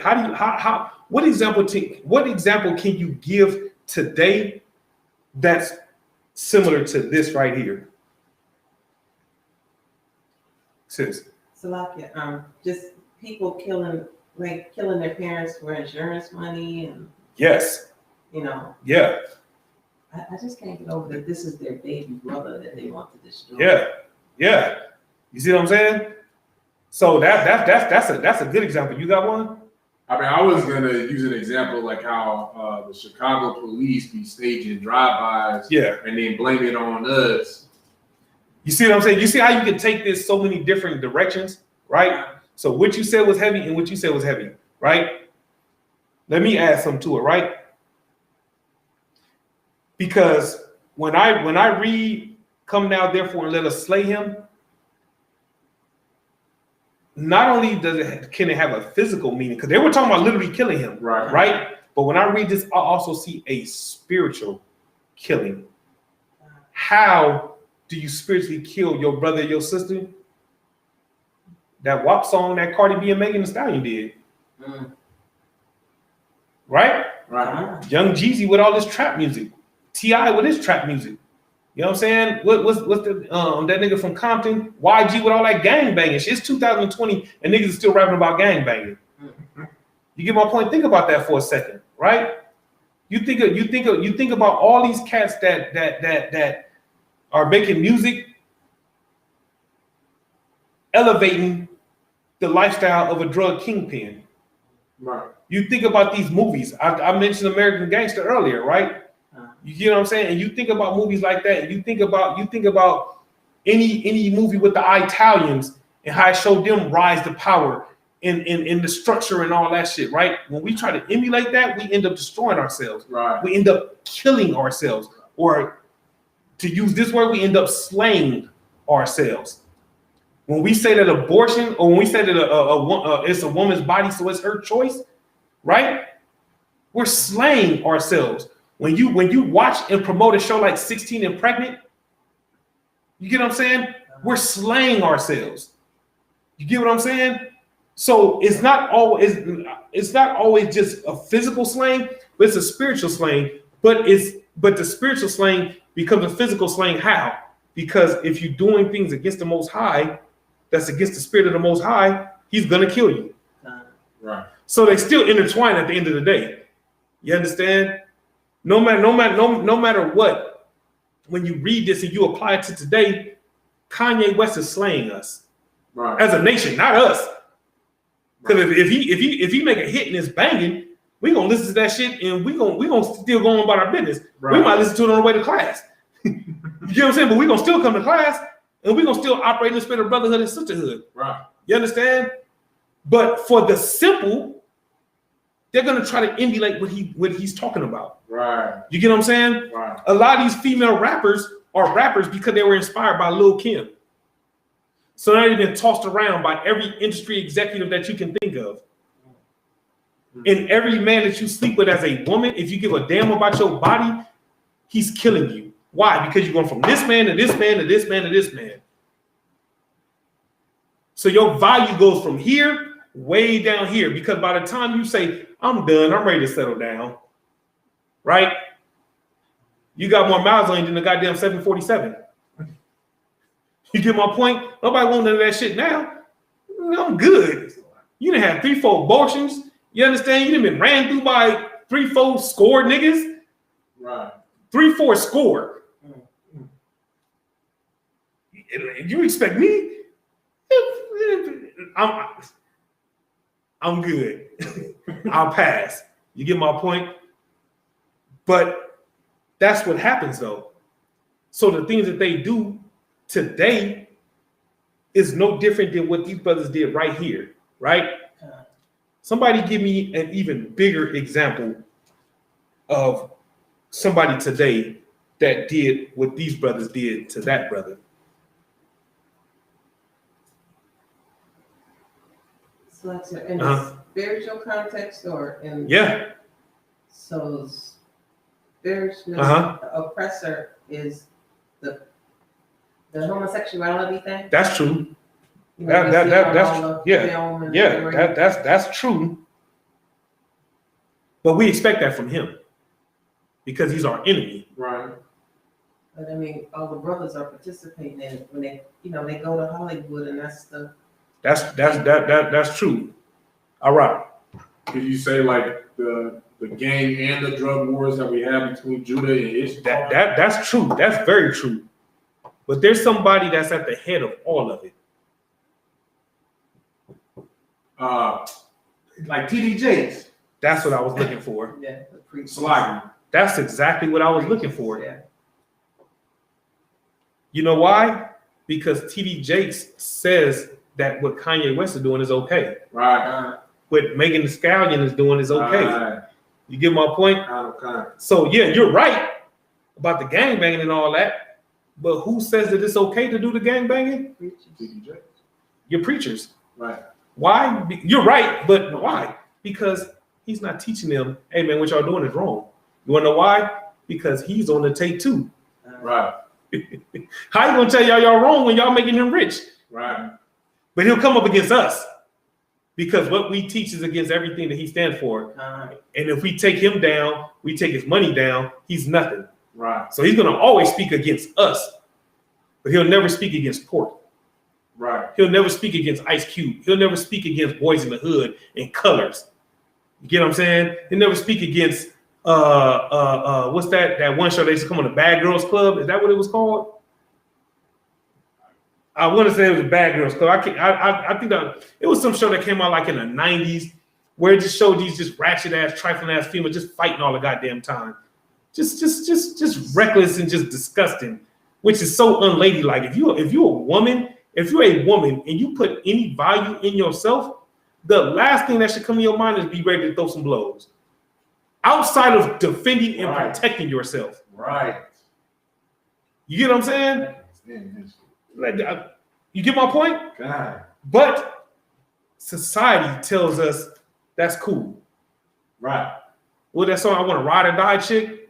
Mm-hmm. You know what I'm saying? When I hear I Want to Ride or Die Chick, I'm talking about it on a spiritual level. Right. This is going to be with me when a nigga down, when a nigga up, not when I need her to reload this clip for me. Right. You get what I'm saying? Hey, I gotta go to Memphis for a month. I need you to hold it down. I'm gonna be gone for a minute. You get what I'm saying? I gotta move to Las Vegas in the spirit of the Most High Christ. So with my brothers and my sisters, we can raise up this nation. Right. I got to do that. That's ride or die right there. Hey man, shit, go do your thing. I got you. That's ride or die. You get what I'm saying? Niggas going to camp all goddamn day out there at camp or teaching or whatever the case may be, and coming home and having some wings with some hot sauce and some ranch and a little bit of salad. Cause I gotta throw the greens in there. I'm trying to eat healthier, y'all. I'm trying. It's a struggle, but I'm trying. You understand? The bottom line is that's ride or die. You get what I'm saying? And that's what makes a ride or die chick. You know what I'm saying? Not the bitch on the block, you know what I'm saying, with the dickies on, you know what I'm saying, with the button up, with the rag hanging out her back pocket. You understand? That's not ride or die. You know what I'm saying? The bitch got brass knuckles in her pocket. She ready to throw them. Like, nah, that's not ride or die. Right. You get my point? That's confusion. The sister said that's confusion. That's exactly what it is. Right. You get my point? Where we at? Man, I want to let me see. All right, yeah, let's get that. Let's knock this down. And Reuben heard it, and he delivered him out of their hands and said, "Let us not kill him." Now, who is Reuben? The eldest. Right. So Reuben had a little bit of what? He had two things going on. Reuben did. When you read this verse, Reuben had two things going on. What did he have? He had at least some brothers, you know. That's true. Okay. What else did he have? That's true. What else did he have? I mean, I want to say he's more mature because he's got the experience of being the eldest. What goes hand in hand with maturity? I want to say decorum. That's true, but what goes hand in hand with that?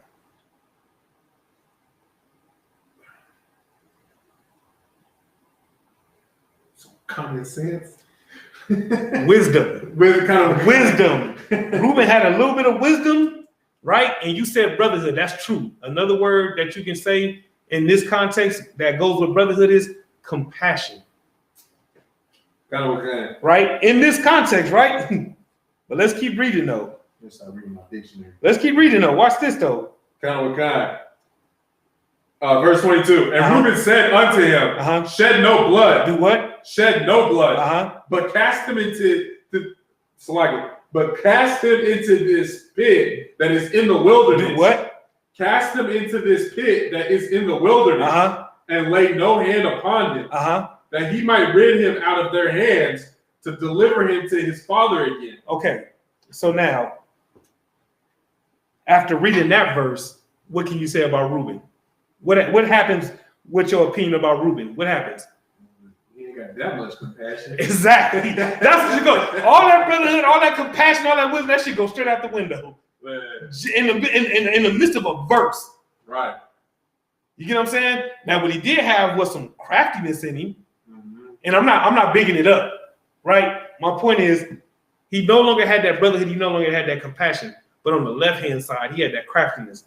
Shed no blood, but cast him into his pit that is in the wilderness, and lay no hold upon him. Why did he tell him not to lay no hand on him? Because then there would be nothing to trace it back to them, essentially. Or even if he were to come out of the wilderness, they can't. It's not like, oh, we beat you up and left you there type thing. Like, is it like an evidence type thing? Yes. If they would have killed him, somebody would have found him, and they would have brought him back home, right, to his father. But in the wilderness, then it would have been an investigation, right? You get what I'm saying? But if he's left in just the wilderness, then unarmed, right? You get what I'm saying? Then you leave them unarmed. They can conspire some shit. Oh man, listen, man, we was out there, we don't know what happened. You know what I mean? We was out there working. Right. He got lost, whatever the case may be. Right. You get what I'm saying? But if he come back beat up, he can say, hey, they did this to me. Right. When he come back dead, you know what I'm saying? Hey, man, y'all was with this cat, man. What the hell happened? Y'all supposed to be looking out for him. Right. You get what I'm saying? Watch this, though, man. Keep reading. That he might rid them of their hands to deliver him to his father again. And it came to pass when Joseph was come unto his brethren, that they stripped Joseph out of his coat. That they did what? Stripped Joseph out of his coat. They stripped him out of his coat, right? Why did they strip him out of his coat? It's like today when you got a beef with somebody and they got their J's, you gonna beat his ass and take his J's. Yeah, they hated him for having that coat. Right. You know what I'm saying? That's the first thing they wanted to say, man, just get this nigga's coat. Because that coat was stunting. Right. He wore that coat everywhere. That's one of the reasons why he stood out. Because he had that goddamn coat on. Right. Just like Frank Lucas. He stood out because he had that goddamn coat on. Right. You get my point? And that's the first thing they did on some envy shit. We're gonna take this nigga's coat. You know what I'm saying? They was trying to humiliate this brother. You get what I'm saying? They was trying to shame this brother, right? Keep reading. His coat of many colors that was on him. Meaning what? He was wearing his coat and they took it off of him, right? Keep reading. And they took him and cast him into a pit. And they did what? And cast him into a pit. And the pit was empty. There was no water in it. There was no what? Water in it. There was no water in it. Meaning what? They didn't leave his brother nothing to drink. Brother couldn't bathe, brother couldn't drink, he couldn't do nothing. Right. Just dropped him in an empty pit, right? Keep reading. They sat down to eat bread. And they did what? And they sat down to eat bread. What should that tell you? That's cold-hearted. It's like no, go ahead. They cold-hearted. Like that's wicked. Read that part again, man. And they sat down to eat bread. So after they cast their brother into a pit, they sat down to eat as if nothing happened. Right. You get my point? To take it a step further on the left-hand side, that's the equivalence of a rapist going to go rape somebody or going to go molest some kid while they mama at work and then going back upstairs like nothing ever happened. You just playing PlayStation. Right. You get what I'm saying? Right. You didn't molested this little girl. You know what I mean? You just didn't stripped her of her innocence. She's down. She's in a pit, shivering, cold, vulnerable, all these things. Meanwhile, your girl come home. You up there playing PlayStation, and she, baby, I brought you some food. Oh, baby, what you bring for me? Oh man, I went and got this. Man, that's what's up.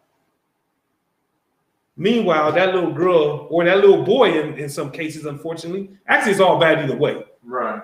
You get what I'm saying? Meanwhile, that little boy, that little girl is in the pit.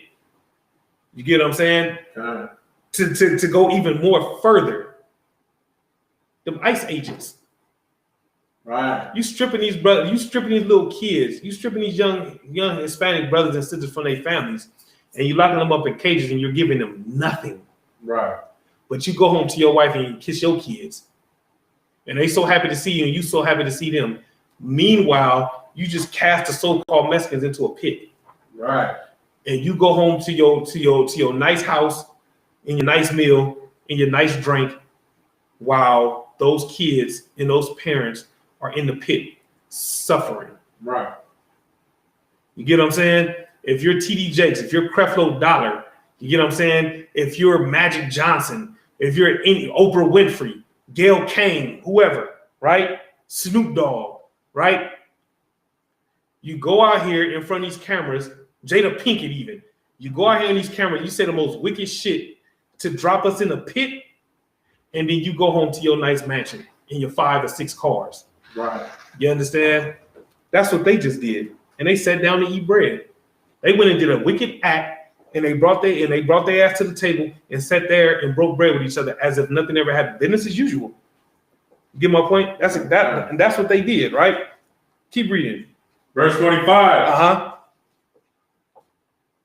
And and they sat down to eat bread. Uh-huh. And they lifted up their eyes Uh-huh. and looked, and behold, a company of Ishmaelites Uh-huh. came from Gilead with their camels bearing spicery and Uh-huh. balm and myrrh, going to carry it down to Egypt. Uh-huh. And Judah said unto his brethren. And who? Judah said unto his brethren, Uh-huh. what profit is it if we slay our brother and conceal his blood? What does that mean? Go ahead. What are we really going to get out of killing Joseph? Right. Like, what do we get out of it? What do we gain, right? right. Just listen, man. Every time I hear this breakdown, or our teachers breakdown, it's like, God damn, man. How wicked and evil can we be? Right. You get what I'm saying? But watch this though. Keep reading. 27. Uh-huh. Come and let us sell him to the Ishmaelites. Do what? Come and let us sell him to the Ishmaelites. Read it again. Come and let us sell him to the Ishmaelites. Come and let us sell him to the Ishmaelites. Judah said, what profit is it if we slay our brother? What good? What do we get? What do we get out of killing him? Let's sell him to the Ishmaelites. Let's sell him to the Ishmaelites and let not our hand be upon him. In other words, let's wash our hands. Let's sell him to the Ishmaelites. Let's wash our hands of them. Right. No more dreams, no more coat, no more none of that. In other words, fuck that nigga. Let the Ishmaelites deal with him. Right. You get my point? Go ahead. And he wasn't doing it out of the kindness of his heart, because he did ask the question, what was the profit if Right. they kill him? So Exactly. they make $1 if they sell him, but they're not gonna make anything if they kill him. Exactly. I think about that for a second. He wasn't on no brotherhood shit. You get my point? He was on some Judas shit. Right. You know what I'm saying? The part of the selling him part. Right. You get my point? Because we know that Judas sold Christ unto the Romans for some bread, right? Same thing that just happened right here. He said, come and let us sell him to the Ishmaelites. They sold their brother to some heathens, right? Read all of 27, man. Check this out. Watch this. Come and let us sell him to the Ishmaelites, and let not our hand be upon him, for he is our brother and our flesh. He is what? Our brother and our flesh. Our what? Our brother and our flesh. Think about that for a second. Come, let us sell him to the Ishmaelites, and let not our hand be upon him, for he is our brother. Think about the wickedness in that. Right. We're going to sell him, but we're not going to put our hands on him because he's our brother. So we're not going to hurt him. We're just going to sell him. Ain't going to do him too bad, man. That's our brother, man. They justifying their wickedness. We're not going to hurt. Nah, man, we're not going to hurt him. Just going to sell him. Because we don't want to hurt him. He's our brother. That would hurt if we hurt our brother. But we doing him a favor by selling him. Right. Because we could have killed him. We could have beat him up real bad. We hooking him up, man. We're going to go and sell him. Like, I mean, Man, listen, man. Listen. You want to know why it's so easy for a pimp to be a pimp in 2020? We just read it. Not gonna kill her. Just gonna put her out there on the stroll because that's my sister, and I'm gonna protect her. I'm gonna make sure don't nobody else abuse her. I will though, but y'all can't. Right. You understand what's going on here? Like you see the wickedness in these brothers. You see what I'm saying? Like, man, listen, man, keep reading. This is the last verse, right? Keep reading. And his brethren were content. And his what? His brethren were content. Meaning what? They was good. It was good. All right, good. We didn't kill him. We didn't beat him. We sold him. It's all good. We just did him a favor. And we cashed in, I should say. Didn't kill him, didn't beat him, we sold him, and we got some money. You know what, fellas? I say we had a good day. This is all right. We broke bread. We got some money. It's all good, right? Keep reading. Then there passed by Midianites. Then there passed by Midianites, merchantmen, and they drew and lifted up Joseph out of the pit, and sold Joseph to the Ishmaelites for 20 pieces of silver. And they brought Joseph into Egypt.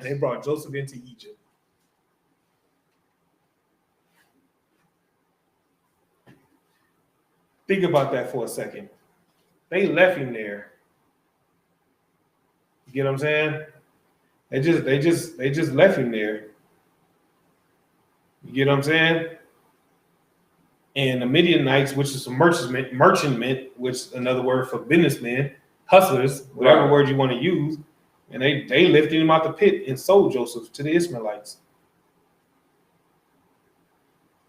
You know what I'm saying? So their brothers sold them to the Ishmaelites for 20 pieces of silver. I'm not sure what 20 pieces of silver equal to back then, but it doesn't matter. Why doesn't it matter what that 20 pieces of silver equals to? Why? Sis? Because that's their brother. No amount of money would have. He's not supposed to sell you. That's what I wanted you to say. Because you can't put a price tag on your brother. Right. That's what I wanted you to say. You get my point? There's no amount of money that can make up for the fact that you sold your brother. You get what I'm saying? Every time these athletes that say Black Lives Matter, or every time these athletes say go out there and vote or rock the vote or vote or die, it's like every little catchphrase or slogan that they come up with. Every time they say some shit like that, they're selling us out. Right. Every time. When they put I seen a couple basketball players when what did it say? Love us on the back of their jerseys. Every time you seen that on the back of their jersey, right? You're selling us out. Why? Because you're begging the same people that's killing you to love you. And if the basketball player says it, if it's cool for him to say it, it must be okay for us to say it. Right. If it's okay for us, for them to ask for their love, then that means it's okay for us to ask for their love. Right. That's what ends up happening. And so what do? We go and march and we beg for their love. They're killing us and they're selling us by doing these things. You understand? Every time you see a Black Lives Matter protest or rally, whatever you want to call it, every time you see a so-called Mexican with a Make America Great Again hat on, or a Biden Harris hat, or a bumper sticker, whatever the case may be, they're killing us. You see what I'm saying? Come on with it. Go ahead, sis. You know, I think the thing that hurts the most about all of that is that these brothers knew. It wasn't. They know the difference between right and wrong. Right. They knew what they were doing Right. was absolutely wrong. Right. And I think that's the thing that hurts the most is because these athletes and stuff, They know what they're doing. Oh, of course. And that's why, to your point, that's why I had the brother pull Ecclesiastes 7:7. That gift is why they're able to live with the fact that what they're doing is wrong. I'm paid. I go home to my mansion. You go home to your trailer park.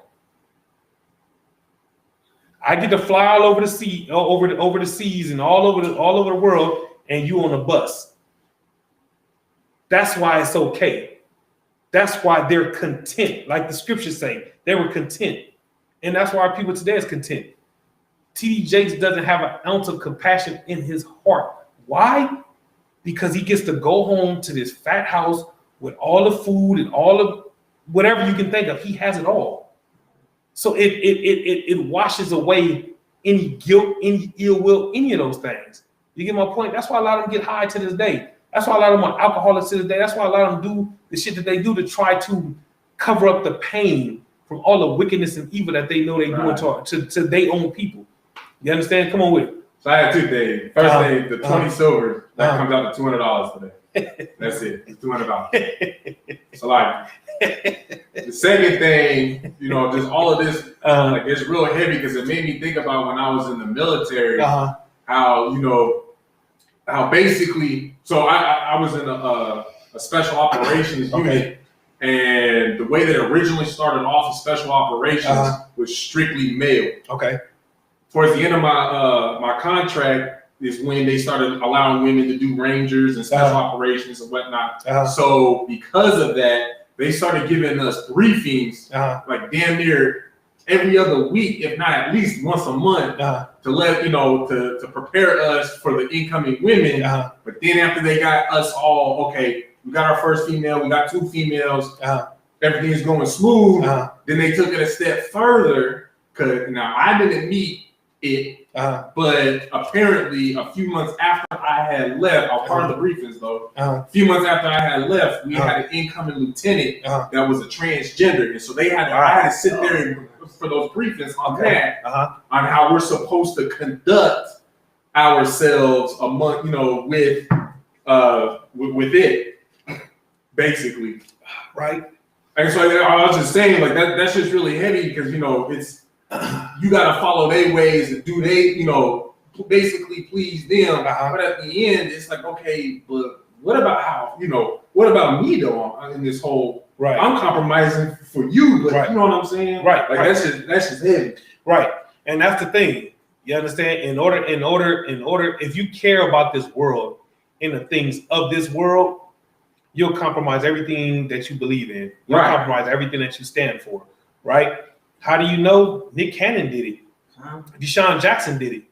He came out. He. I mean, it was a bad example to use Hitler. You know what I'm saying? Whatever. It was a bad example. But his intentions was good. He caught all that heat and said, Wait a minute. I didn't realize what I was getting myself into. I didn't mean it. He started backtracking. Right? So now he got to live with the fact that he punked out. Right. He compromised. Right. You get what I'm saying? This is why, you know what I'm saying? This is why we're here. Because we won't compromise. You get what I'm saying? We won't sell our souls. Right. You get what I'm saying? We won't sell our brothers out. Right. You know what I'm saying? We won't sell our sisters out. Right. You get what I'm saying? We won't bring no harm to our brothers or our sisters. You get what I'm saying? We're gonna teach you the truth whether you like it or not. You get my point? And we're not compromising nothing for nobody under no circumstances. You get what I'm saying? Give me 1 John 2:15. We're gonna end the class on this. Let me get 1 John chapter 2, verse 15 real quick, and we're gonna end it on this. And the reason why is because of what you said. Rob, and what you brought out was real heavy. You get what I'm saying? And this is what our entertainers should read. The book of 1 John, chapter 2, verse 15. Love not the world. Do what? Love not the world. Neither the things that are in the world. Read it again. Love not the world. Neither the things that are in the world. Neither the things that are in the world, right? Love not the world. Don't love Hollywood. Right. You get what I'm saying? Don't love the jewelry in the cars and the fashion and all that. Don't love these things. You get my point? Because when you love these things, you're going to sell out your brothers. Right. You're going to sell out your sisters. If you love the world more than you love your own, it won't bother you to sell your people out. Right. And the reason why we know that all our so-called leaders love the world, because they sell us out every day. Every chance they get, they selling us out. Right. You get what I'm saying? Read the end. If any man love the world, the love of the Father is not in him. So what does that say for T.D. Jakes? You don't love the Most High. He does not love the Most High. And if he doesn't love the Most High, what does that mean? He's a sinner. I mean, yes, but bring it home though. That he's against the Most High. That's true. He ain't got no brotherhood. That's true. But you said if he or he hates the Most High. You said it says if any man love the world, the love of the Father is not in him, which means he does not love the Most High, which means he's sinning. If he's sinning, what is it that he's not doing? Following the law. Yes, he's not keeping the law, statutes, and commandments. Why am I saying that? Because 1 John 5:3 says, if you love me, keep my commandments. Right. So it's obvious that T.D. Jakes and Creflo Dollar and all these so-called preachers and pastors and so-called leaders, they love the world and they do not love the Father. You get what I'm saying? Because if they did, they wouldn't be with everything that's going on. You get what I'm saying? What's that? The Catholic Church that's okay with, is it same-sex marriage now? So how can they be? So how could they love the Father? Right. You get my point? Right. They love the world. How do you know? Because being a faggot is in the world. Right. Loving the Most High means that you will rebuke all forms of homosexuality. Right. You get my point? They're not keeping the law, statutes, and commandments. Because if they kept the law, statutes, and commandments, they what? They wouldn't love the world. They would love the Most High. Exactly. Instead of loving the world, they'd. Say it one time. Instead of loving the world, they'd. Instead of loving the world, they would hate the world. They would hate the world. You understand? Okay. And with that, with the Israelite School of Universal Practical Knowledge started at 1 West 125th Street, Harlem, New York, under Commander General Yohana. You understand? This is the ISUPK Nevada Saturday class. You understand? Bob Shaw, like and share the video. You understand? Not like I said earlier, not just our videos, all the videos, man. The brothers in the UPK, man, they work hard, man. These brothers are constantly working. You understand? Putting these lesson plans together, putting these classes together, man. Not for our glorification, you understand, but to wake our people up. Because the only way to get out of this hard bondage, the only way to get out of hell, the only way to get from up under the foot of Esau is by serving the Lord. And the only way to serve the Lord is by keeping the law, statutes, and commandments. You understand? And if you want to learn how to keep the law, statutes, and commandments, you want to learn how to serve the Lord and be a follower of Christ, the only way to do that, you understand, is coming into the ISUPK. You understand? ISUPK.com is the website. You understand? ISUPK online classes on YouTube. You understand? ISUPK online classes on Facebook. ISUPK Las Vegas on Facebook. ISUPK Nevada on YouTube. You understand? These classes, unlike the Christian church, these classes are free. You understand? If you want to learn who you are according to the Bible, if you want to learn how to get out of your condition, if you want to learn how to not serve the world, if you want to learn how to not be a vessel of dishonor or a vessel of destruction, you understand? Coming to the ISUPK. And with that, shalom. Yahweh Shem Yahshua broke a thumb to the brothers. Shalom. Yahweh Shem Thumb by Shem Yahshua to the sisters.